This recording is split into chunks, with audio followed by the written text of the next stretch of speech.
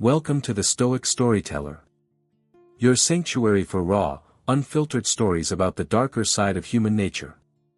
Here, we dive deep into the reality of life, the toxic relationships, the bitter betrayals, and the quiet, calculating art of absolute justice. My cousin sold the land and company shares my son would inherit at 18. When my father tried to reverse the deal, he was shot with my rifle, and every record said I did it. At our family reunion, they expected my confession. I brought the ledger my dead wife hid. My son learned he had sold his inheritance from an eviction notice. Eli was 17, 6 weeks from his birthday, and had never signed a contract longer than the permission form for a school camping trip. The notice was nailed to the door of the cottage where my wife, Nora, had spent every summer of her life. Property transfer complete. Occupancy terminates in 30 days. Authorized by Eli Harrow, beneficiary. Eli read it twice. Did Grandma sell the cottage? No. Did you? No. Then why does it say I did? Cottage sat on the western edge of Harrow Ridge, 40,000 acres of forest, quarry land, river access, and family mythology. My great-grandfather claimed he built the estate from nothing. Every reunion included the same speech about sacrifice, stewardship, and blood. The eldest grandchild in my generation's branch inherited the founder's share at 18. That was Eli, 26% of Harrow Ridge holdings, the controlling vote when combined with my father's shares, and the original Ridge deed, including the cottage Nora loved. I called. My cousin answered from the company's legal floor. Daniel, I was about to contact you. You sold Eli's land. I executed a mineral and development option approved by the trust. He is a minor. You signed temporary fiduciary authority after Nora died. I remembered the hospital room 5 years earlier. Nora's car had gone through a barrier on the quarry road. I spent 9 days sedated, then months drinking enough to make mornings optional. Brought documents. She said they allowed her to pay Eli's school fees and manage family dividends while I recovered. I signed. The authority should have expired after 1 year. It was renewed by your father, she said. Dad cannot renew my power of attorney. Not yours, Eli's protective trust. The distinction sounded rehearsed. How much? 84 million. Eli stared at me. A mining company called Black Veil Resources had purchased the ridge's mineral rights, the quarry, the cottage parcels, and an option on the founder's share. The final transfer would occur at the Harrow reunion, the night before Eli turned 18. Cancel it, I said. Sighed. You left the company. You stopped attending trust meetings. You refused treatment until your father threatened custody. I kept Eli's life stable. You sold it. I preserved value before the company's debts consumed everything. Whose debts? Silence. Then she said, do not frighten him with partial information. The family rule. Whoever controlled the full story could call everyone else irresponsible. Eli took the phone. Did I sign something? His voice softened. You approved a digital education profile that included trust acknowledgement. I was 14. It was not the final signature. What is? The legacy ratification at the reunion. Eli looked at me. If I say no, the company defaults. Hundreds of employees lose pensions. Enters foreclosure. The ridge gets broken apart anyway. A child's inheritance became a hostage for strangers' livelihoods. I took the phone back. Send every document. Your access is suspended, while the homicide risk review remains active. What homicide? She ended the call. My father rang 30 seconds later. Arthur Harrow never called without arranging a time through his assistant. His voice shook. Dan, come to the hunting lodge, alone. Did you approve the sale? At first, the answer landed harder than denial. Why? I thought it was the quarry. Sold the founder's share too. What did Nora know? He became silent. My wife's name had not entered the conversation by accident. Dad, she hid the original ledger in the lodge. I found it today. What ledger? The one proving her accident wasn't an accident. A door opened near him. Arthur whispered, if anything happens to me, do not trust Malcolm. Do not let Eli sign, and do not believe the rifle. The line went dead. I drove to. Police lights surrounded the lodge. My father lay beside the fireplace with a bullet through his chest. My hunting rifle rested on the floor. Detective Lena Shaw held up an evidence bag containing the ammunition box. My fingerprints covered every cartridge. On Arthur's phone, investigators found my final message. If you sold Eli's future, I swear I'll kill you. I had never written it. Arrived behind the police in a black coat. She looked at the body, then at me. You always said Dad would pay for what happened to Nora. The eviction notice had been the opening move. My father's murder made the sale enforceable. Before the police placed me in their car, I looked back at the lodge windows. One curtain moved on the second floor. The building was supposed to be empty except for investigators. Someone had remained long enough to watch the frame close around me. When I told Shaw, she sent an officer upstairs. They found a warm laptop, a wiped camera card, and one black veil contract page carrying initials. By morning, all 3 items had disappeared from county evidence. The official timeline said Arthur called me at 8:11 p.m. The lodge camera showed me entering at 8:34. A neighbor reported a gunshot at 8:39. Police stopped me on the access road at 8:43. Clean, simple, false. At 8:34, I was still crossing Harrow Bridge, 7 miles from the lodge. My truck's navigation system confirmed it until the company's fleet administrator reported the data corrupted. Harrow Ridge Holdings managed the system. Department controlled the administrator. The camera image looked like me because it used my face. The coat was mine. The walk was not. I dragged my left foot slightly after a construction accident at 26. The person in the video walked evenly. Detective Shaw noticed. The prosecutor called it compression. My rifle had been stored in the lodge gun safe. Arthur knew the code. So did Malcolm Harrow, his younger brother and company chief financial officer. Malcolm was father. My father's warning returned. Do not trust Malcolm. Malcolm told police he spent the evening at a charity dinner with 200 witnesses.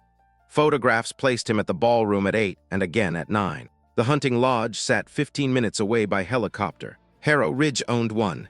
The flight log showed no travel. Digital registry managed the log. Every path led through records the family controlled. I was released pending ballistics because the prosecutor could not yet prove the camera timestamp. Filed an emergency petition before I reached home. The petition asked the family court to appoint her temporary guardian of Eli's trust and residence. Not because I had been charged, because I presented a credible homicide risk toward family fiduciaries. The language came from a private evaluator employed by Harrow Wellness. At midnight, company security arrived for my son. Eli stood behind me in the hallway. I'm not going. The officer handed me the order. You can challenge placement at the hearing. Where does he go? The house. Lived there with Malcolm, her husband, and her son Rowan. The people who sold Eli's land would now supervise him until the sale. Eli was 17. Physically, he could refuse. Legally, every refusal would become evidence I manipulated him. He understood enough to be afraid of my anger. Dad, he said quietly. I forced my hands open. No fists, no shouting. Had spent years recording my worst moments. After Nora died, she found me unconscious on the kitchen floor. She took Eli home for 3 weeks. She attended school meetings when I could not. She sat beside him during nightmares. She had helped. Then she preserved the help as a property claim. Eli packed one bag. At the door, he said, "Find out if Grandpa knew about Mom." I will. Don't promise you'll get me back. The sentence hurt. Okay. Promise you'll tell me what you find, even if you look bad. I promise. He left. Detective Shaw called after midnight. Ballistics matched the rifle. Gunshot residue appeared on the sleeve of my old hunting coat, recovered from my garage. The coat in the lodge video was the same one. Someone had used my actual clothing. She asked where I kept it. Storage after winter. Arranged seasonal inventories. Shaw said Arthur's right hand contained a strip of paper clenched beneath his fingers. 3 words survived the blood. Nora was right. My father had called before the gunshot because he intended to confess. The person who killed him did not only silence a challenge to the sale, they silenced the truth about my wife. Shaw warned me that truth would not arrive in one complete file. Someone had distributed it deliberately. A paper strip in Arthur's hand, corrupted navigation data, an altered coat, a missing call log. Each fragment alone looked weak. Together, they described planning. New investigators trusted systems more than grieving relatives. She did not need perfect evidence against me. She needed enough institutional agreement that my denials would sound like another symptom. The trust hearing lasted 14 minutes. Judge had served as Harrow family counsel before joining the bench. He disclosed the relationship, then said no party objected. I objected. He noted it and continued. Appeared by video from house. Eli sat beside her close enough that her sleeve touched his. She described me as loving but unstable, a phrase designed to make removal sound compassionate. The evaluator played a recording from the year after Nora died. I was shouting in the driveway, accusing Arthur of hiding the crash report. Eli, 12 at the time, stood behind. The video ended before the part where Arthur admitted the quarry camera had been erased. Context had never survived family editing. Judge extended its control until the reunion. My lawyer asked whether Eli could speak privately. The judge allowed one question. Where do you want to stay? Eli looked at me through the screen. With Dad.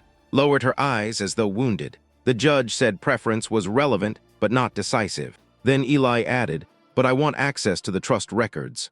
My son understood that returning home without evidence would leave us vulnerable. Smiled. He has always been responsible. She turned defiance into resemblance. The judge ordered records shared with the guardian. Not with Eli. Not with me. After the hearing, invited me to under-supervised visitation. The family dining room had 30 chairs and no warmth. Portraits of dead Harrows watched from the walls, as though inheritance required an audience.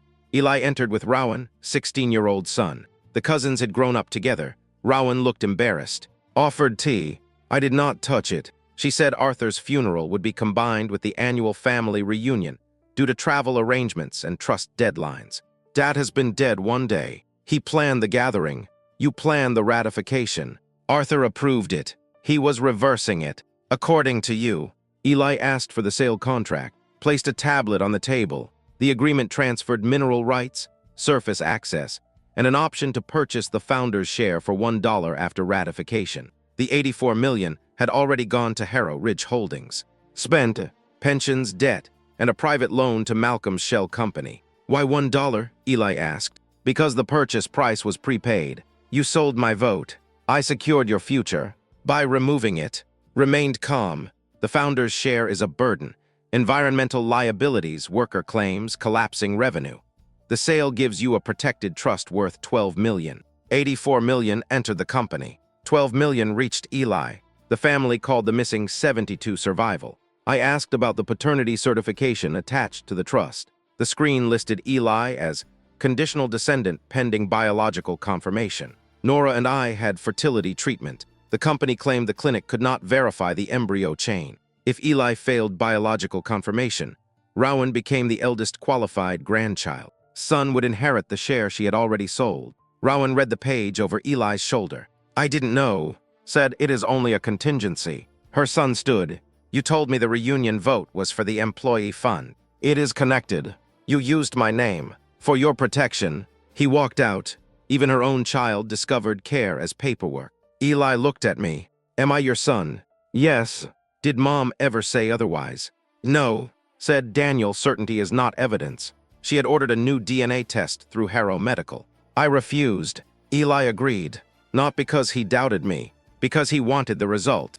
Nurse swabbed them both. The next day, the report said I was not Eli's biological father. The company's own lab had turned my son into a conditional heir. Then Detective Shaw called. Arthur's autopsy found a second injury. Someone struck him behind the ear before the shot. The blow matched the brass seal used on Harrow Trust documents. Carried that seal in her legal case everywhere she went.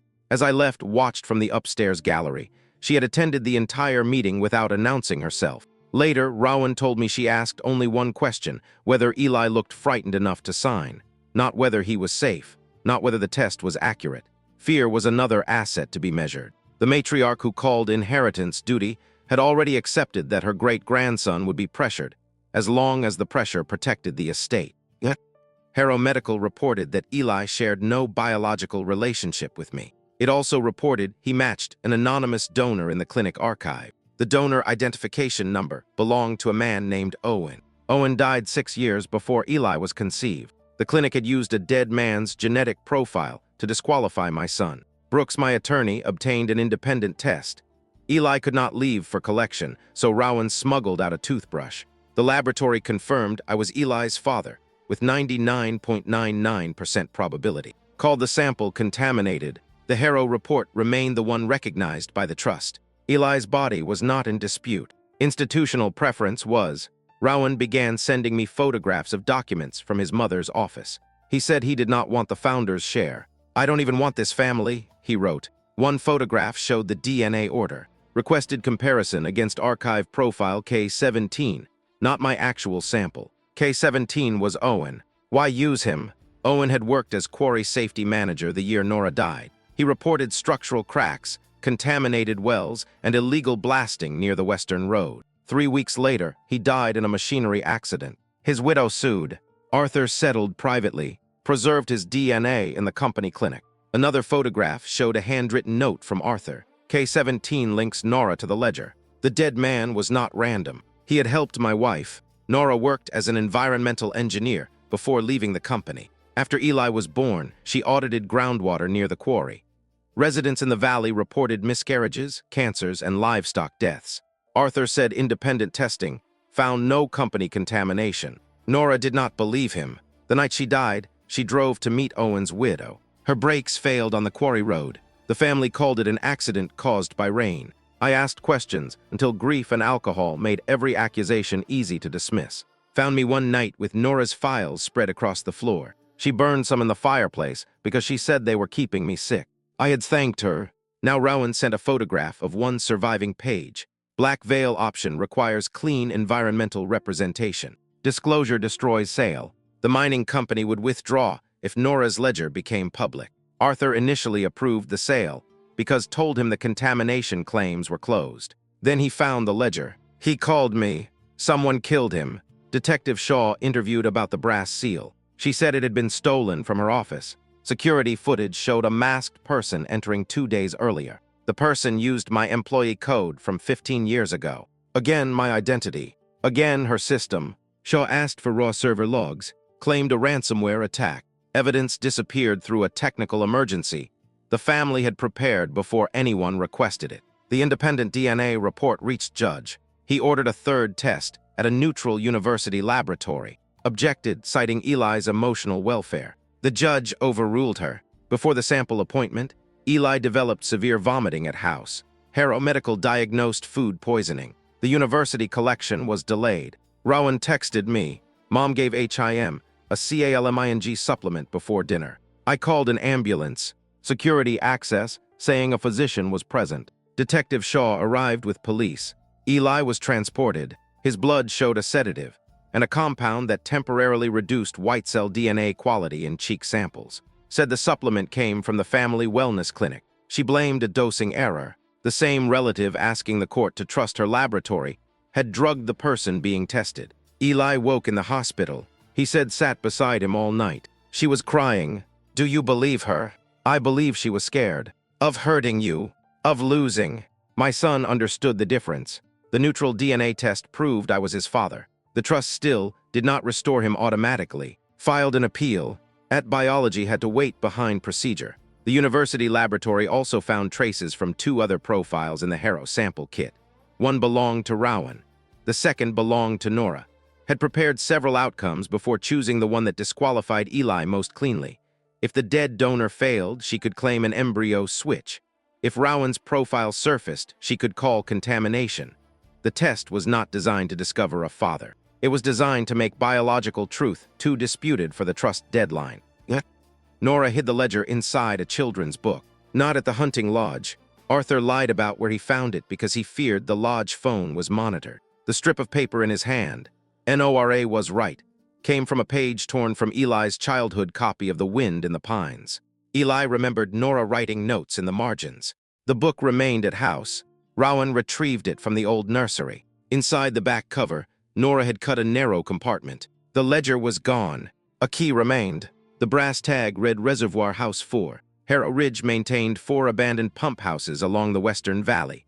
House 4 sat below the quarry, near the cottages sold to Black Veil. Detective Shaw and I entered under a search warrant. The building smelled of oil, wet stone, and old paper. The key opened a floor safe. Inside were groundwater tests, payroll ledgers, photographs of buried chemical drums, and recorded interviews with valley residents. Nora had documented 20 years of illegal dumping. She had also documented land theft. The Harrow family acquired the Western Valley during a tax crisis 40 years earlier. Company lawyers inflated debts, bought liens, and evicted families who worked the land for generations. My grandfather called it consolidation. The founder's share was built from those parcels. Eli's birthright was already someone else's loss. The final file was a video. Nora sat at our kitchen table 5 days before her crash. If Daniel sees this, Arthur has failed to stop them. My wife looked tired and angry. She said Arthur knew about the dumping. Malcolm authorized the payments, created confidentiality trusts for injured families, owned the records and planned to testify. Then Nora said something I did not expect. Daniel signed the access waiver. I had approved a compliance resolution during my brief time on the company board.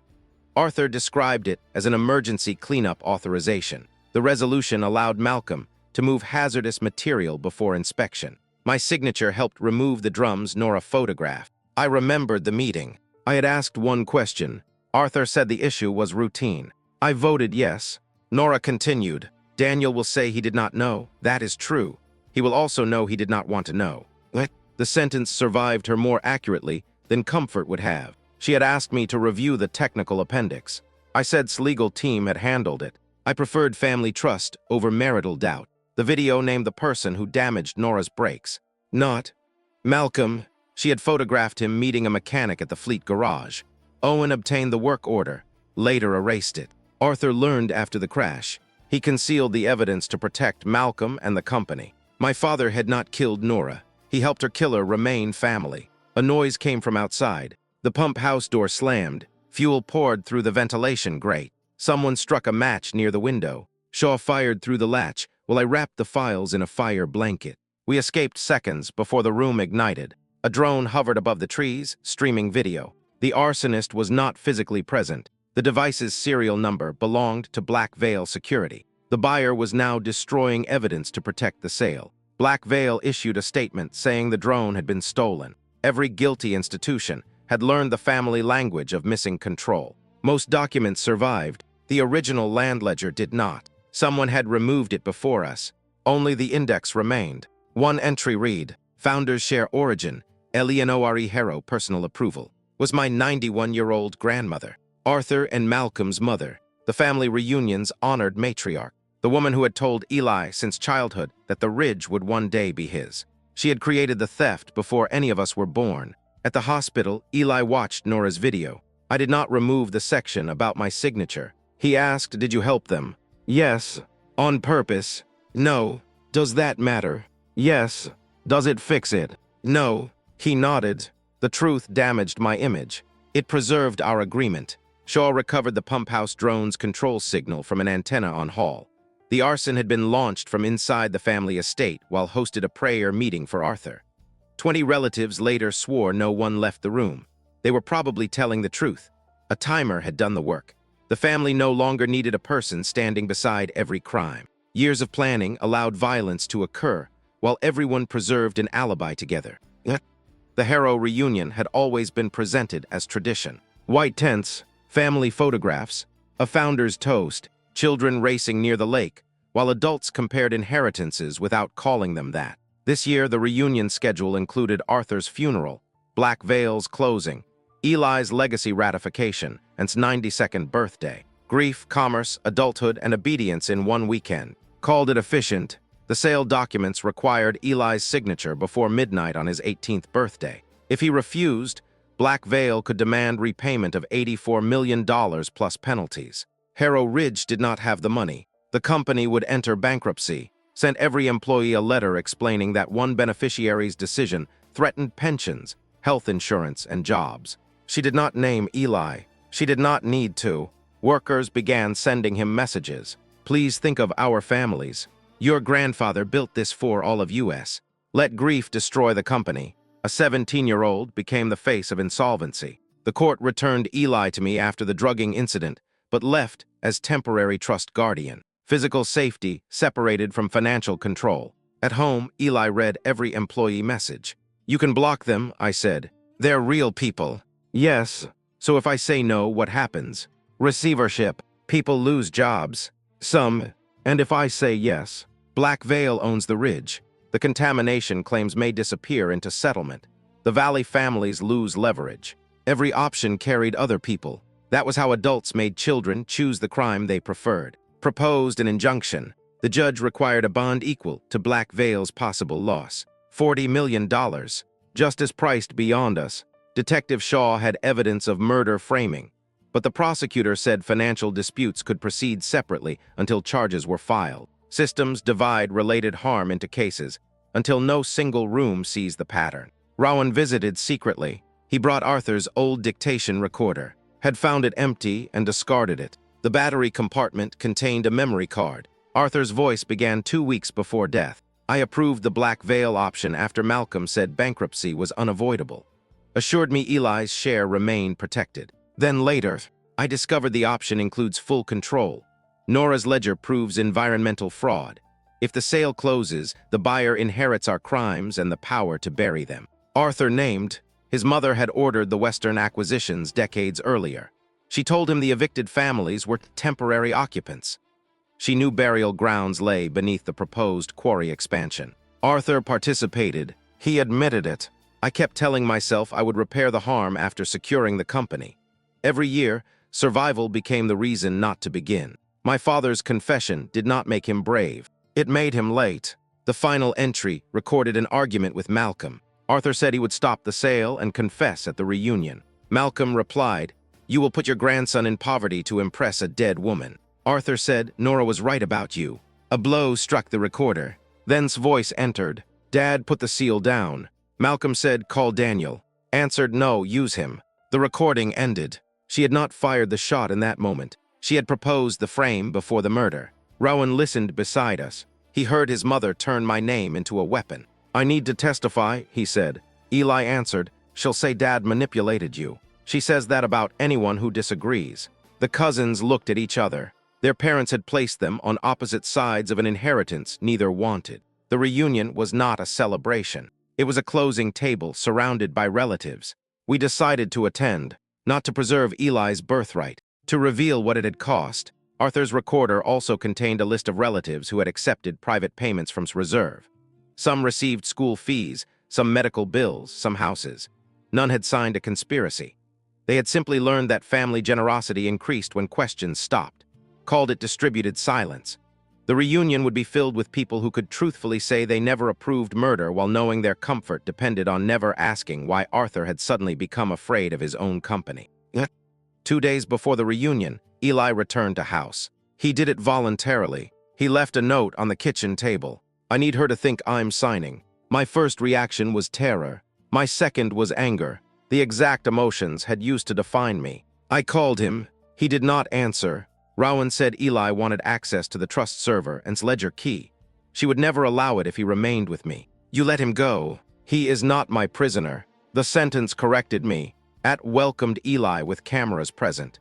She released a statement saying the family had reunited around stability. Photographs showed her embracing him. Social media decided the accused son had chosen his aunt over his father. My clients canceled the remaining consulting work. The prosecutor requested my detention after an anonymous source claimed, "I threatened to kidnap Eli from the reunion." The source attached an audio file. My voice said, "If she takes him back, I will burn to the ground." The phrase came from a private therapy session after Nora died. Harrow Wellness stored the recording, owned the archive. Detective Shaw approved the date. But the judge still imposed an electronic monitor and barred me from the estate until Arthur's public funeral. Controlled the ground. Eli sent one message through an old gaming account. I found the employee pension money. IT didn't GO to pensions. The $84 million paid 3 things. $22 million covered company debt. $14 million funded employee obligations. $48 million moved into Harrow Continuity Partners, a shell company owned by Malcolm, and the family had told workers Eli's refusal would destroy their pensions while diverting most of the sale to themselves. He photographed the transfers. Then the account went silent. At midnight called, "Eli is safe." "What did you do?" He tried to access privileged records. "Let me speak to him. He is resting." "If you drugged him again." There, that tone. She recorded everything.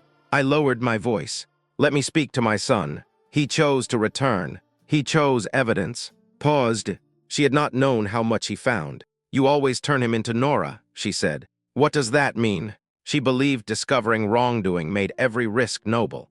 "Then she left you with the consequences. Malcolm killed her. You have a photograph and a dead mechanic. You erased the work order. I prevented Arthur from sacrificing the entire family to grief. The same logic applied to everybody. Said Arthur planned to disinherit Eli after learning Nora intended to sue the company. She protected the trust by keeping the sale alive. Protected it for whom? For the people capable of managing it. Her. Malcolm. the family branch that never left. I asked why she cared for Eli after Nora died. Her answer came quietly. Because you could not. True. And because he was useful. Silence. Both.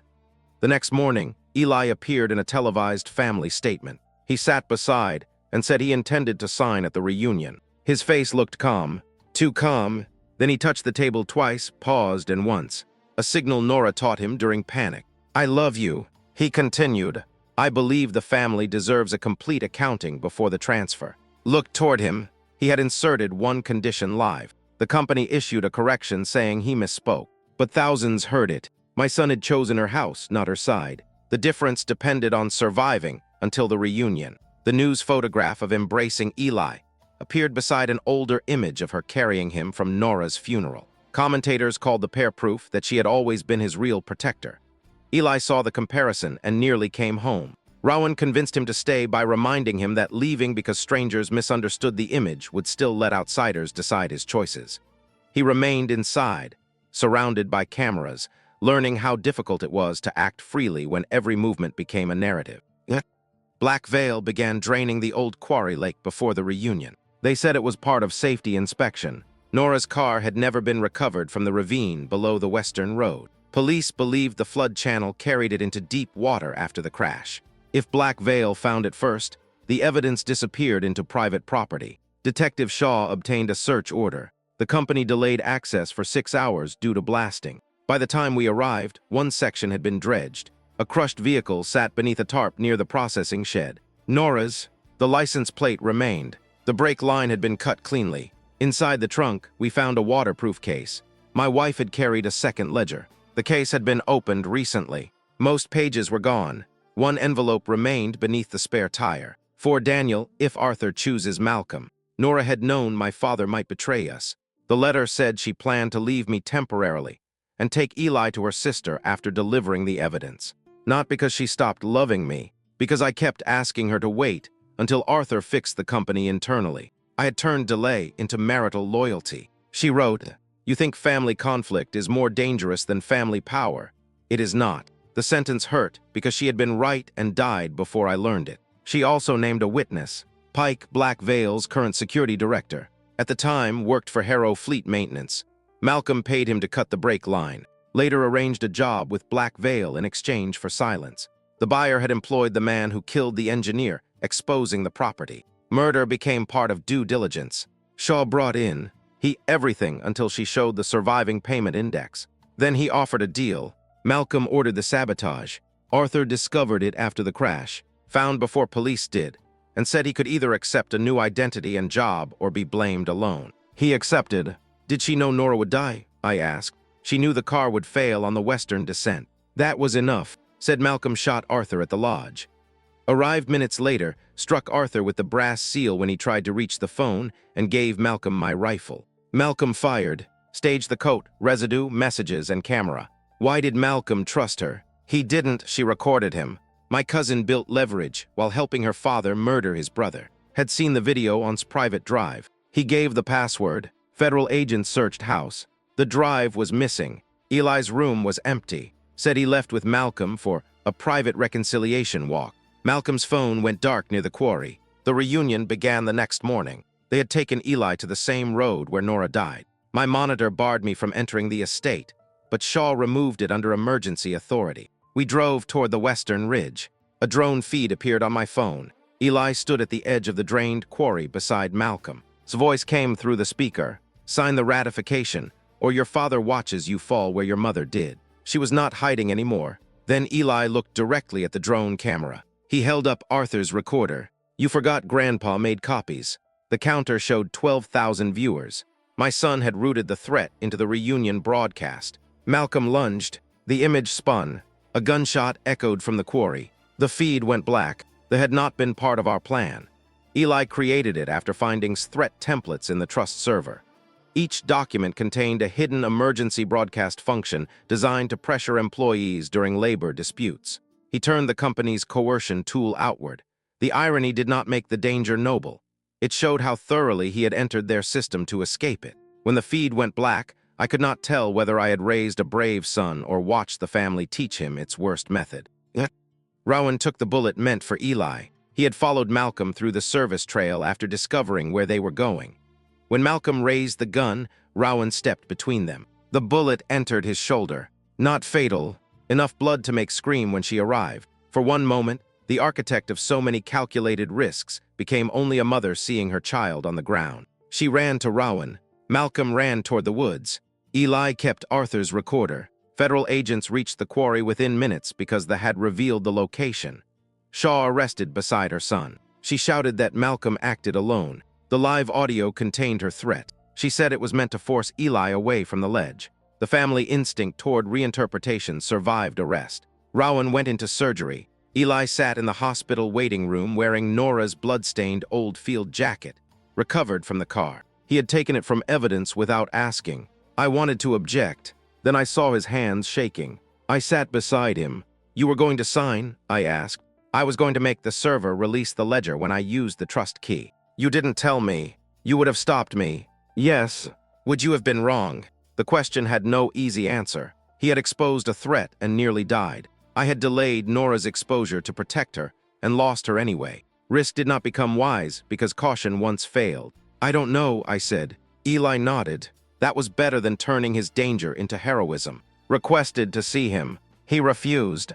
She requested Rowan. The hospital allowed supervised contact after surgery. Rowan asked for Eli too. The cousins met with an advocate present, entered in restraints. She looked at Rowan's bandage. "I am so sorry." He said, "You brought him there." "I did not tell Malcolm to shoot. You told Eli he would fall." "I was trying to get the recorder." "Why?" "To stop a panic that would destroy the company." Even her apology returned to management. Rowan asked whether she sold the founder's share for him. "For both of you." "I didn't want it. You were a child." "So was Eli." His face changed. The logic she used for one son condemned what she did to the other. She said approved everything. Malcolm designed the shell company. Arthur approved the first sale. I signed the trust authority. Cut the brakes. Everyone involved. Therefore no one could isolate her. Shared guilt as camouflage. Eli said, "You framed Dad." "Yes." The direct answer came because evidence made denial expensive. "Why him?" "He left. Arthur loved him more for leaving.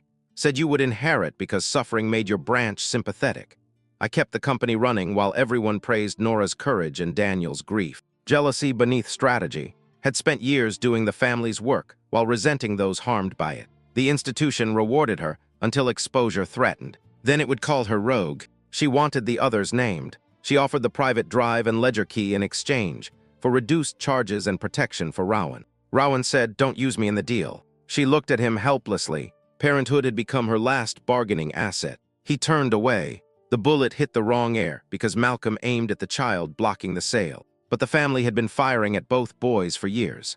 One as beneficiary, one as replacement. The hospital removed the bullet and preserved it as evidence.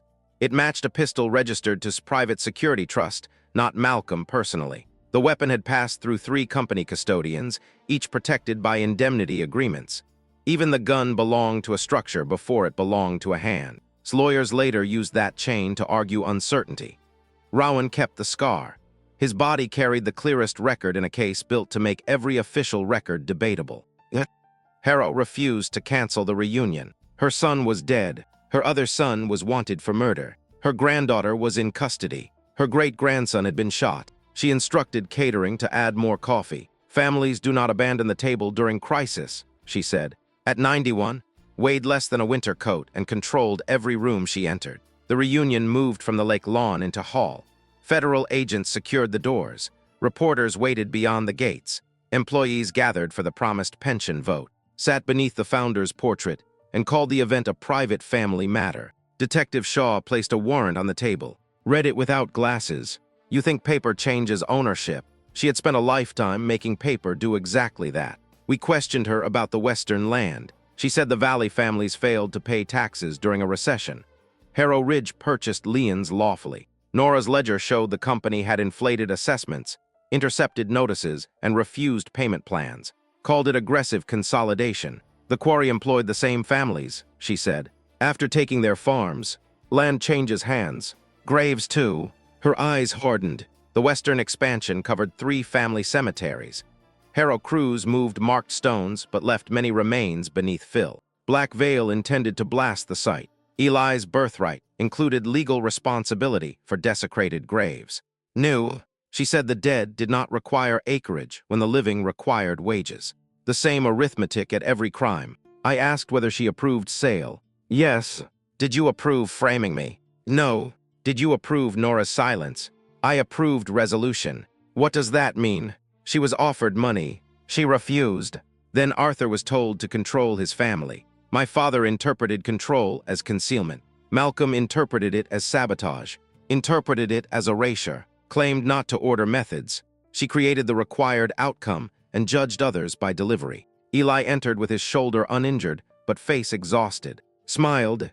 My boy. He did not approach. She told him the founder's share remained his if he. Black Veil would establish memorial protections, fund Valley health claims, and guarantee pensions. The offer improved because exposure increased cost. How much goes to Shell Company? He asked. Did not answer. He placed the transfer records on the table. Employees behind the glass wall began reading. 48 million to family accounts. The promised pension crisis had been manufactured. Said private reserves protected leadership during transition. A worker shouted, "That's our money." The room changed. Family explanations sounded different when employees heard them directly. Turned to Eli. You can save the company. He asked, why does everyone keep calling it mine when I can only keep it by doing what you say? She said he was young. He said so were the Valley heirs when she took their land. The founder's matriarch had no prepared answer for comparison. Then Malcolm's image appeared on the hall screen. He had accessed the reunion feed from an unknown location. He held Arthur's original land ledger. If I go down, he said, the company goes with me. He demanded transport, immunity negotiation, and release of. Whispered, give him what he wants. The mother chose her living son over every public truth. Watching from custody, said no. Malcolm laughed. You always wanted my chair. She replied, I wanted you to stop making me clean your crimes. The family alliance split live. Malcolm set fire to one corner of the ledger. Then a second camera angle appeared. Rowan had hidden a locator inside the leather cover years earlier during a family scavenger game. The signal came from the original founder's mine beneath Hall. The murderer was under the reunion. Employees began removing their Harrow anniversary pins while spoke. The gesture spread quietly through the hall until small brass emblems covered one table like discarded coins. Noticed and called it emotional theater. A mechanic answered that the company had staged theater around them for decades. Reunions, founder speeches, pension threats, family portraits. The pins had once made workers feel included in a legacy. Now they looked like proof that belonging had been sold to people without giving them power.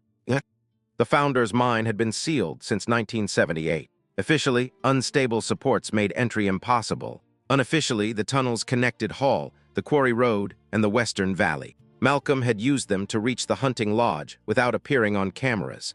The charity dinner photograph at 8 was real. He left through the cellar, entered the mine tram, reached the lodge, killed Arthur, and returned before 9. No helicopter, no flight log. The family's oldest infrastructure defeated its newest evidence. Federal agents entered through the hall cellar. Malcolm triggered a collapse behind him. Saw 2 rescue officers, Eli, and I followed before the passage closed. I tried to make Eli stay. He said the ledger key responded to his trust ring. The mine doors were built around the founder's share. Arthur had given Eli the ring at 12. Inheritance granted access to the place where inheritance began. The tunnel walls contained carved names. Not Harrow's, Valley workers. Some dates ended the same week during a collapse called a natural disaster. The ledger later showed the company ignored gas warnings to meet a shipping contract. 32 workers died. Harrow Ridge paid widows through loans secured against their farms. When families defaulted, acquired the land. The founder's share was built from death debt. Malcolm waited in the old counting room with a pistol and the ledger. He looked exhausted rather than powerful. Dan, he said, you think Arthur was better because he regretted it. I don't. He signed every payment. I know. You signed the cleanup. I know. My refusal to deny confused him. He needed moral hypocrisy to equalize murder. Eli asked for the ledger. Malcolm said the book protected all of us. If released, descendants of Valley families could claim the ridge. The company collapsed. Pensions vanished. The Harrow name became theft. Maybe it is, Eli said. Malcolm pointed the gun at him.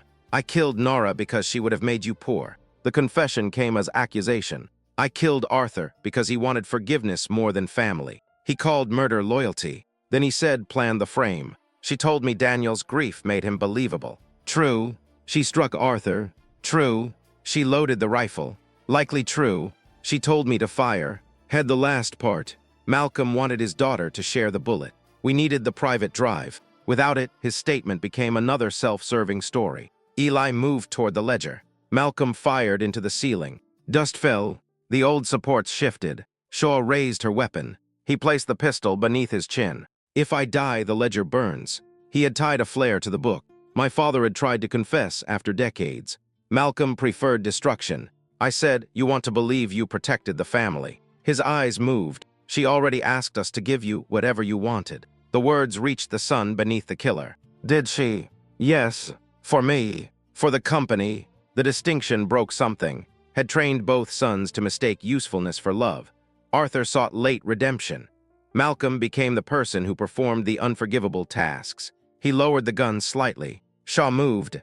The shot struck a support cable. The tunnel groaned. Malcolm fell beneath debris before officers could reach him. Alive, trapped, and screaming, the flare rolled away from the ledger. Eli picked up the book. The founder's share ring opened a steel cabinet behind the counting desk. Inside were original deeds from Valley families, mine safety warnings, burial maps, and signed orders. The family kept everything, not from conscience, from leverage. We carried the records out, while rescue crews freed Malcolm. The mine held the original deeds, because the Harrows never believed anyone else would enter as owner. Eli entered as heir. He left carrying evidence that the inheritance should not remain his.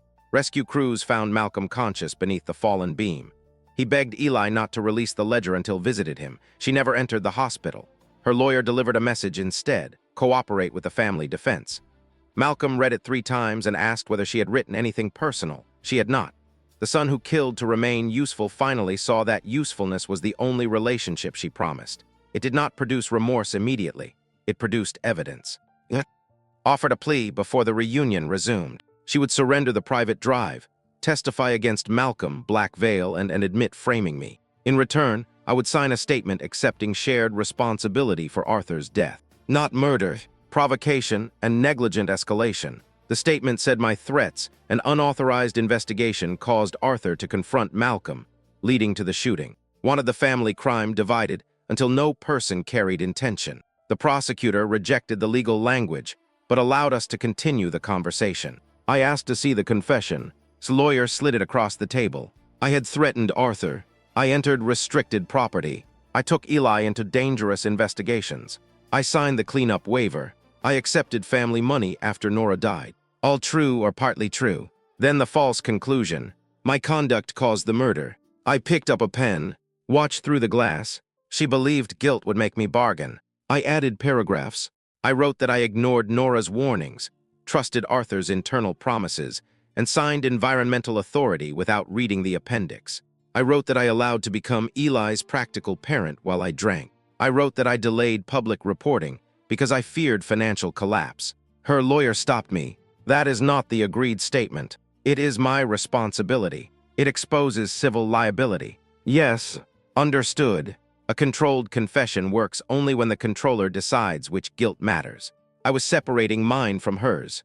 I crossed out the murder causation. I wrote, Malcolm Harrow shot Arthur Harrow. Harrow designed and executed the frame against me. My failures created vulnerability. They did not fire the weapon. Ended the meeting. She said I was choosing self-destruction. No, I'm removing your leverage. Her private drive remained hidden. Then Rowan entered with a sealed evidence bag. He had retrieved the drive from his mother's safe before the quarry. I'm giving it to the prosecutor, he said. Stared at him. You went into my room. You put a camera in mine. The drive contained the lodge footage.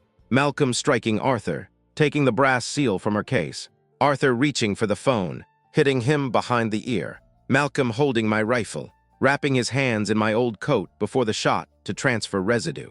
Then she spoke. Fire once, Daniel's text gives motive. Malcolm said, you do it. Answered, you started with Nora, finish it. The instruction was clear. She had not pulled the trigger. She had directed the final act. After the shot, Arthur remained alive for 30 seconds.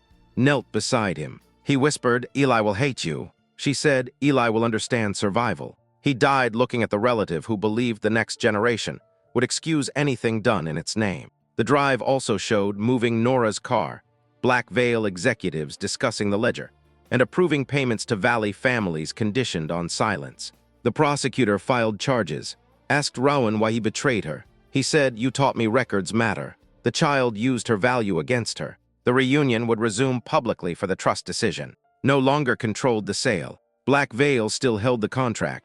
Eli still held the key. My confession would be read too, not as a condition, because the truth needed every part. The prosecutor later asked why I insisted on adding my real failures when silence would strengthen my defense. I said because power depended on revealing inconvenient truth at the moment it caused maximum damage. By speaking first, I was not cleansing myself. I was refusing her timing. Eli heard the statement and said confession could become vanity too. He was right. So the admissions entered court records, restitution claims, and professional review, not a speech designed to earn forgiveness. Arthur's funeral began in the Great Hall beneath the founder's portrait. His coffin remained closed. Insisted gunshot damage made viewing undignified. Arthur had spent his life hiding damage to preserve dignity. The family repeated the method after death. Employees, Valley families, reporters, trustees, and relatives filled the hall. Federal agents stood beside the exits. Malcolm appeared from a hospital under guard. Appeared by secure video from detention. Rowan sat with Eli, not with his mother. The service opened with Arthur's prepared eulogy praising stewardship. Eli asked the minister to stop. My grandfather left another statement. He placed the recorder beside the microphone. Arthur's voice entered the hall. He admitted approving the initial Black Veil option. Admitted hiding Nora's evidence. Admitted protecting Malcolm after her death. Admitted allowing guardianship over Eli because he feared I would expose the company while grieving. My father said, "I loved my son and grandson. I repeatedly chose the institution that made their safety conditional." The hall remained silent. Late honesty did not deserve applause. Arthur named the Western land fraud and its orders. His mother sat beneath her own portrait, listening to her son expose her. She called the recording the confused statement of a sick man. Then the mine deeds appeared on the screens. Signatures, maps, worker names, burial locations. Not confusion. Records. Valley descendants entered carrying family photographs. One woman named the farm took from her grandparents. A man named the 3 miners buried without full compensation. The Harrow reunion heard other families. Black Veil's attorney announced the company would enforce the sale and assume environmental liabilities through a confidential settlement. Confidentiality again. Eli took the stage. The trust lawyer placed the ratification tablet before him. If he signed, he received $12 million and protection from personal liability. If he refused, bankruptcy and litigation followed. Said, "Your grandfather wanted the family preserved." Arthur's recording answered from the next file. "If Eli hears this, I have no right to tell him what to inherit." He had finally removed the command. Then the lodge video played, directing Malcolm. The shot, Arthur's last words. No graphic close-up. Enough sequence. Malcolm shouted that manipulated him. Said built all of them. Said Arthur approved the sale. Every guilty person pointed backward toward origin. Eli looked at the tablet, then at employees. "I won't sign the Black Veil transfer." Some cheered, others cursed. He continued, "I also won't keep the founder's share." The room changed. He proposed transferring the shares and land into court receivership, with first claims for Valley families, workers, environmental cleanup, and pensions. The trust lawyer said a minor beneficiary could not disclaim without independent review. Eli turned 18 in 43 minutes. He waited. No dramatic countdown speech. The hall sat inside the consequences. At midnight, the trust system requested his biometric. He declined the sale, then signed the restitution transfer. Black Veil filed immediate suit. The judge present froze the contract pending fraud review. Stood, "You gave away your children's future." Eli answered, "You mean your control of it." Arthur's coffin remained behind him. The reunion had heard his last voice. The grandson refused to turn confession into another inheritance. After Eli signed, the trust software displayed an error. Beneficiary action contrary to family preservation. The wording had been embedded by years earlier. It had no legal force, but it revealed the assumption beneath the system. A choice counted as valid only when it preserved the family's control. The judge ordered the phrase photographed before technicians removed it. That single line later appeared in every review of the Harrow Trust, a private belief accidentally made visible. 3 weeks later, she named Malcolm as the shooter, named herself as the architect of the frame, named as the person who approved the sale proceeds and concealment reserve, named Arthur as Nora's posthumous betrayer, named Black Veil executives who paid and destroyed evidence. Then she named me, the cleanup waiver, the board vote, the months I accepted distributions after Nora warned me. All true. Her testimony was not false because it was self-serving. The prosecutor asked why she framed me instead of reporting Malcolm. Because Daniel was already the family's unstable person. A role existed. She used it. Did you believe he killed Arthur? No. Did you believe Malcolm would kill Arthur? Yes. Did you ask him to fire? Yes. What? Why? Arthur would stop the sale. Why did the sale matter? Looked toward Rowan. My father had borrowed against everything. Promised me control if I fixed it. I spent 20 years fixing disasters created by men who called me ruthless when I succeeded. The resentment was real. So was the choice. She said Arthur praised Nora for exposing wrongdoing while expecting to settle every claim quietly. He called me principled for leaving and called her loyal for staying. The family rewarded her obedience with work, not love, then punished the methods it depended on. Explanation, not acquittal. Malcolm next blaming. He said he intended to threaten Arthur, not shoot. The video contradicted him. Described Nora's breaks. Black Veil executives claimed rogue security conduct. Emails showed their legal team discussing permanent witness neutralization risk. Corporate language for murder-adjacent planning. Refused to testify, citing health. The court ordered deposition at. She appeared beneath the founder portrait and personal wrongdoing. Land acquisitions were lawful under the era's standards. Worker loans were charitable.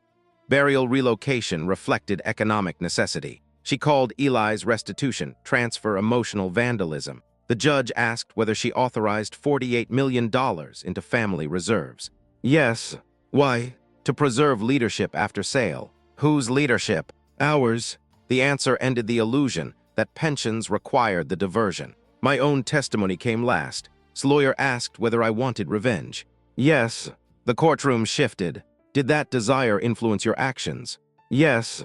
Did you enter the pump house hoping to destroy? I entered hoping to expose her. Part of me wanted destruction. Did you sign the cleanup waiver? Yes. Did you benefit from Harrow money? Yes. Were you a perfect father after Nora died? No. The lawyer expected shame to make every accusation equal. Then asked whether any of those acts placed the rifle in Malcolm's hand. No. Whether any created the fake footage. No. Whether any sold Eli's share. No. Specific responsibility survived imperfect witnesses. Named the real shooter because she could no longer hide him. The trial named the person who made him shoot. During a recess, asked whether I had listened to Nora's complete letter. She knew a final section existed. I had not. Eli had sealed it after the technical evidence was, smiled and said the letter proved Nora planned to take him from me permanently. The old weapon remained available, private pain disclosed as strategic surprise. I told her the letter belonged to Nora and Eli's privacy now. For once, curiosity did not outweigh someone else's boundary.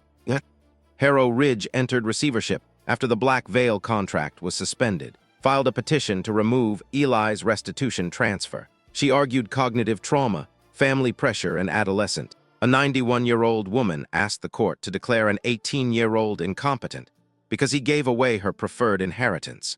She also requested appointment as emergency trustee, tried to adopt the company back through procedure. The hearing took place at Hall because she claimed too much illness to travel. She entered without assistance. The judge noticed. Eli's independent lawyer presented the pension records. Workers received only a fraction of the sale money. Receivership could preserve essential operations by selling non-core assets and canceling family contracts. Catastrophe was optional. She presented photographs of Eli as a child riding horses, opening birthday gifts, and standing beside her at reunions. Care as evidence of ownership. She had known his favorite cake, attended school performances, taught him family history. She also used his future to secure a mining sale. Both. The judge asked Eli why he transferred the shares. Because the land comes with claims my family hid. Do you understand you may receive little or nothing? Yes. Do you feel pressure from your father? Eli looked at me.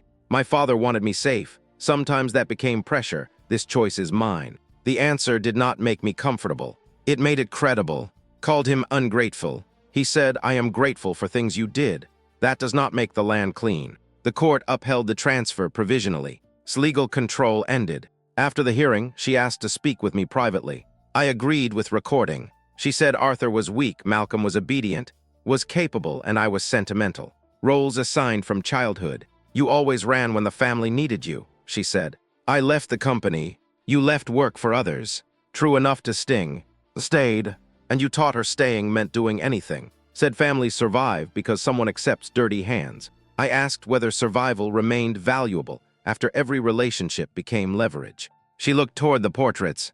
"You enjoy moral questions because others built the house where you ask them." Also true, I had benefited from inherited education, housing, and status. Rejecting control did not erase advantage. I said restitution should include my assets tied to Harrow dividends. She smiled. "Then you will make your son poor to impress Nora." The same accusation Malcolm used. They all believed conscience was performance, because it had been performance in the family for generations. Offered a final bargain. She would testify against Malcolm and surrender her personal reserve and support cleanup if Eli retained 10% of the company under the Harrow name. A bloodline seat, a smaller dynasty. "No, you do not decide for him." "Correct." Eli also said no. His face changed more at his refusal than at any criminal accusation. The future had stopped accepting her terms. She died 6 months later before trial on land fraud charges. Her will left every personal item to the Harrow Historical Society. The society was controlled by her lawyer. Even death attempted continuity. The receiver dissolved it. The portraits entered a public archive with the deeds and worker records. No founder's room remained for the family to occupy. His death certificate listed natural causes. The receiver still ordered an independent examination because the family's history made ordinary death impossible to accept without verification. Nothing suspicious appeared. That result mattered. Not every Harrow death concealed poison, sabotage, or a substituted body. Trauma had trained us to treat uncertainty as evidence. Independent review allowed one death to remain what records said it was, without asking the family to supply the certainty. Ground surveys located 64 graves beneath the western quarry boundary. Only 11 had markers. The Valley families had maintained small cemeteries on farms before acquisitions. Harrow crews removed visible stones, recorded relocation permits, and left many remains in place. Black Veil's blasting plan crossed them. The discovery ended the sale permanently. No lender wanted a project built over criminally concealed burial grounds and contaminated water. The $84 million became a fraud claim against Harrow Ridge, shell company, and family assets. Receivership sold house, private aircraft, art, and reserve accounts. Employee pensions remained funded. The catastrophe used against Eli had always required protecting family wealth first. Valley representatives joined the Land Trust Board. They chose which areas to restore, which graves to move, and which to leave undisturbed. The Harrow family did not lead the process. Eli volunteered once. A woman named Santos asked him not to attend the first burial meeting because cameras followed him. He listened. Survivors do not owe heirs a role in repair. I sold the house purchased with Harrow distributions and paid a negotiated share into restitution. Eli objected. "It's your home. It came partly from the company. Are you doing this because Mom said you didn't want to know?" "Partly. Then Grandma is still directing you through guilt." He had learned to detect dead people controlling choices. We met with the restitution board instead of making a dramatic surrender. They calculated a proportional payment that preserved ordinary housing. Accountability did not require self-destruction. It required relinquishing the idea that I alone decided what repair looked like. Nora's full ledger was reconstructed from Arthur's files, the mine archive, and Black Veil servers. Her final letter became evidence. I wanted to publish it. Eli said no. It talks about our marriage and her plans to leave. It also proves what she knew. The facts can be public. Her private words don't have to be. He was right. We released the technical data and sealed personal sections.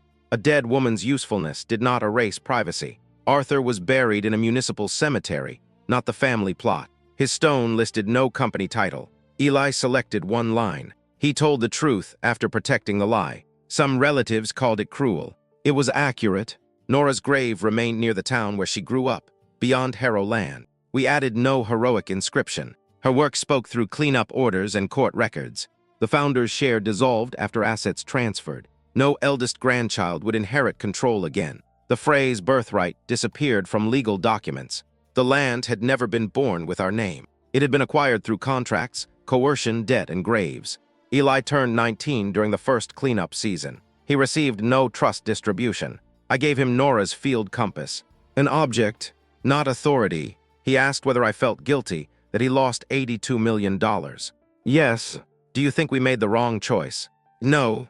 Both could exist. The birthright was built on stolen graves. Losing it did not make us victims. One Valley family chose not to move their ancestors. They asked the trust to restore the hillside and prohibit commercial use permanently. Another chose relocation to a cemetery near living relatives. System had imposed one answer on everyone because efficiency required it. Restitution moved slowly because consent produced different answers. The delays frustrated courts and contractors. They were also proof that repair no longer belonged to the institution that wanted a single manageable outcome. Rowan at sentencing, her lawyers planned to present him as the child she protected, the son who would explain pressure, sacrifice, and the impossible role of a woman managing a corrupt family. He refused their prepared statement, watched from the defense table as Rowan described his childhood. She attended every school event, remembered medication, stayed awake when he had pneumonia, taught him to read contracts, installed cameras in his room, read his messages, used his trust identity in contingency documents, placed him as replacement heir without consent, brought him to the quarry where he was shot. I love my mother, he said. I do not want my love used as evidence that she was safe. The judge allowed the sentence. Cried. Rowan continued. She told me everything was for my future. I want the court to understand that my future was the excuse, not the permission. He asked the judge not to reduce punishment because of him. He also asked that receive psychiatric care and protection from former associates. Boundary without cruelty. Received 38 years for conspiracy in Arthur's murder. Framing, attempted coercion of Eli, fraud, obstruction, and involvement in Nora's death cover-up. Malcolm received life for Arthur's murder, Nora's murder, attempted murder at the quarry, and financial crimes. Received a reduced sentence for cooperation. Black Veil executives received varying terms and civil penalties. The corporation dissolved after bankruptcy. Judge resigned before disciplinary proceedings concluded.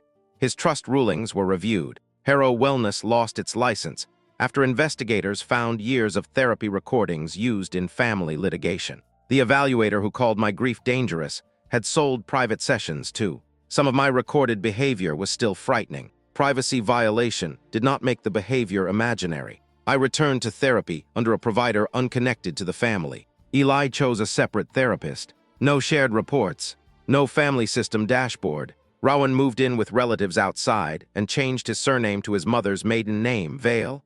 No, his maiden was Harrow too. He chose his late grandmother's surname, Bell. He and Eli remained close, but refused joint interviews. Media wanted the heirs who gave up the dynasty. They wanted a clean image of young men rejecting wealth. Rowan said, I got shot. I'm not a symbol. Eli agreed. I received a suspended professional sanction for the cleanup vote and failure to disclose conflict. No criminal charge. Some Valley families believed that was too lenient.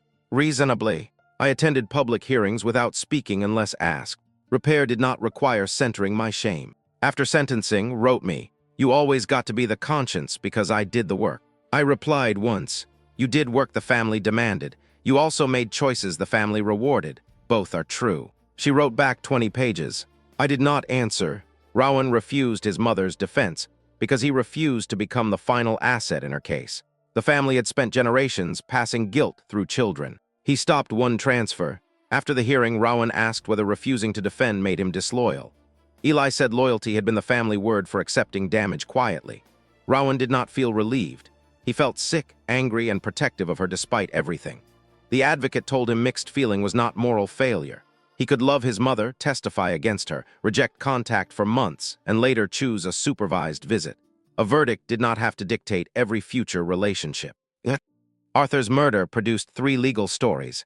Malcolm fired the rifle, directed the frame, and told him to finish what began with Nora, created the financial pressure, and rewarded concealment. The law divided one death across conspiracy, intent, obstruction, and motive. Some relatives wanted one murderer. A single villain preserves the family around the crime. The verdict refused.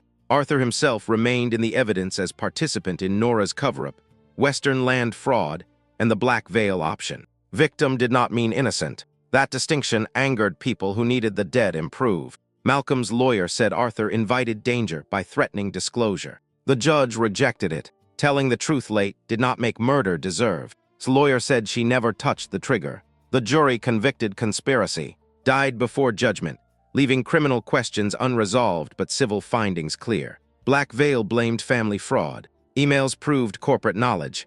My own role entered the final report as negligent director and beneficiary, not murderer or conspirator. Specific labels mattered. Eli read the report before I did. He highlighted one sentence. Daniel Harrow's earlier refusal to examine technical warnings contributed to delayed discovery, but did not authorize later concealment or violence.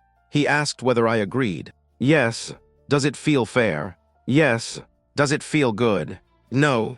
Justice was not designed to preserve my self-image. Arthur's estate paid into restitution before any family inheritance. His personal letters revealed he planned to leave Eli additional shares after the reunion. The shares no longer existed. Eli received one box of photographs and a watch. He kept the photographs, returned the watch to the archive, because it was purchased with company funds during the eviction period. Not every object needed moral investigation, but he wanted that one out of his room. I kept Arthur's old fishing knife. It had no corporate provenance. Grief is allowed ordinary details. We held a small memorial at the lake after the trial. No company employees unless personally invited. No speech about legacy. Eli spoke once. Grandpa loved me. He also used my future to delay doing the right thing. Then he placed the recorder in the archive box. The trial divided one murder. Our memories could hold more than one truth too. I no longer needed Arthur to become a good man after death in order to mourn him. I no longer needed to be incapable of care in order to condemn her. I no longer needed myself innocent of every earlier failure in order to reject the frame. The family had relied on moral categories so broad that one good act erased crime or one failure erased victimhood. Specificity broke the system more effectively than rage. The final report included a diagram connecting signatures, payments, recordings, and acts of violence. It resembled a family tree drawn by an accountant.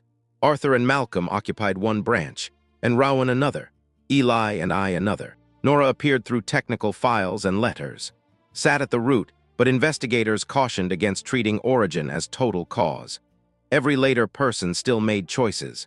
The diagram showed inheritance not as blood, but as decisions passed downward and either repeated or interrupted. Harrow Ridge Holdings ceased to exist 4 years after the reunion. The operating quarry closed. The timber division became a worker cooperative. The lake and Western Valley entered a regional land trust governed by residents, environmental scientists, employees, and descendants of displaced families. Hall became a public archive and training center for corporate accountability. The family portraits moved into one room, labeled Leadership and Harm. No grand staircase display, no founder worship. The Harrow name remained in records, not over the door. Pensions survived. Some jobs did not. The truth did not produce a painless transition. Eli worked summers with the water restoration team, then left for university to study urban planning. He did not join the land trust board. People expected him to. He said, giving away control, and then advising everyone forever is still a kind of control. I learned from him. Rowan studied nursing after months in the hospital changed what he wanted. He visited twice a year, sometimes less. Their relationship belonged to them. Malcolm died in prison without apologizing. His final letter blamed Arthur, Nora, and me. No mention of the trigger. Remained alive, writing legal appeals and essays about women used by family companies. Some arguments were perceptive. They did not erase her crimes. His personal jewelry sold for restitution. The founder ring Eli used in the mine went to the archive. He was offered a replica. He declined. No one kept the founder's share because it no longer existed as property. The concept dissolved into claims, land parcels, pension funds, environmental obligations, and historical records. A birthright had sounded mystical. Accounting revealed it as a bundle of other people's costs. I regained limited consulting work after the murder case ended. I specialized in governance investigations and disclosed my Harrow history before every engagement. Some clients rejected me, reasonably. Others believed experience helped. I monitored the temptation to treat suffering as expertise no one could question. Eli corrected me whenever I spoke as though our family included him automatically. He kept Harrow as a middle name and used Nora's surname, Vale, publicly. Elias Harrow Vale. His choice. At 24, he bought a small apartment with income, scholarships, and a modest settlement for the unlawful guardianship. No dynasty money, not poverty, an ordinary beginning. He invited me after moving in. On the wall hung Nora's compass and one photograph of Arthur teaching him to fish. No contradiction required removal. No one kept the founder's share. We kept selected memories, obligations, and relationships. Those were harder to divide and easier to leave. At the archive opening, a former quarry worker asked why Eli's name appeared beside the final transfer. Eli requested it be changed from donor to beneficiary who relinquished control. He had not created the value being returned, and he did not want moral credit to replace financial ownership. The correction seemed small.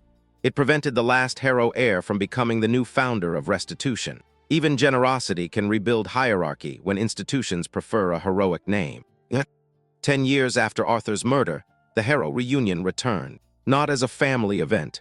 The Land Trust held an annual public gathering near the restored Western Lake. Former workers, Valley families, researchers, students, and some Harrow descendants attended. No reserved family table.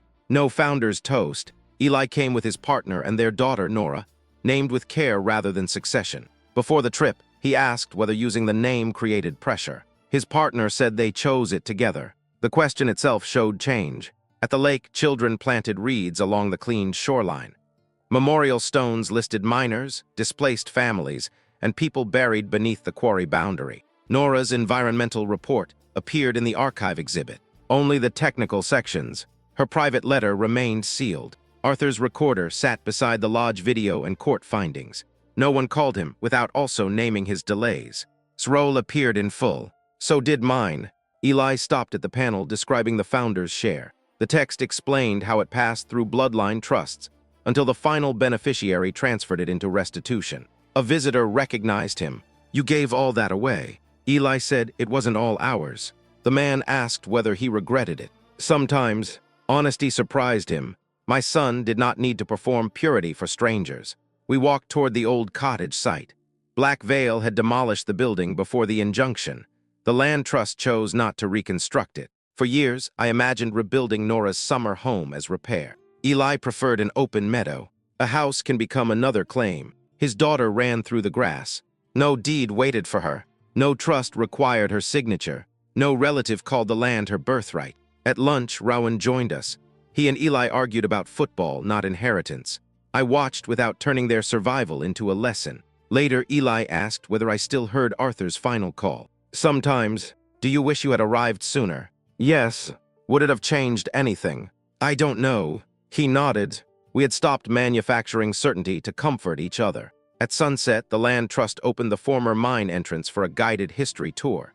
The original deeds remained behind glass. Children read the names of Valley families. The Harrow surname appeared as buyer, lender, employer, defendant, and donor. Not owner of the story. I thought of the eviction notice nailed to Nora's cottage. It said Eli had sold the inheritance before knowing he possessed it. Framed me for Arthur's murder to make that sale permanent. At the reunion, we exposed her. That was the dramatic version. The deeper ending took years. My son refused to let being harmed make him the rightful owner of everything tied to the harm. He did not belong to the trust. He belonged to himself. When we left, little Nora asked whether the lake was family property. Eli said, "It belongs to the people who take care of it together." No bloodline, no founder, no deadline at midnight. The answer was not as dramatic as inheritance. It was better. As we reached the road, Eli's daughter asked why the old families had not shared the lake before. None of us gave her the complete history in the parking lot. Eli said, people were afraid sharing meant losing. She considered that and replied, but they lost it anyway. The child's conclusion was simpler than the court record and less complete. Still, it followed us home. The family had spent generations protecting possession until possession destroyed the family built around it. I walk through fire in disguise, buried truth beneath their lies. But every scar became my code. Now I won't break, I just reload. The past won't hold me anymore.